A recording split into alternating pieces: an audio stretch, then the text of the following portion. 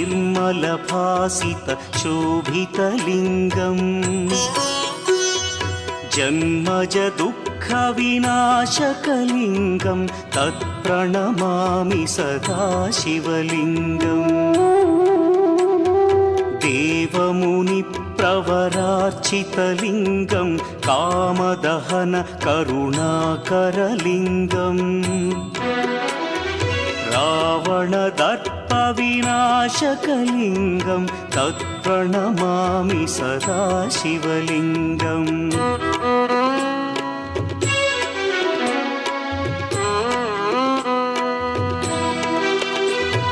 सर्वसुगन्धसुलेपितलिङ्गं बुद्धिविवर्धनकारणलिङ्गं सिद्धसुरासुरवन्दितलिङ्गं तत्प्रणमामि सदा शिव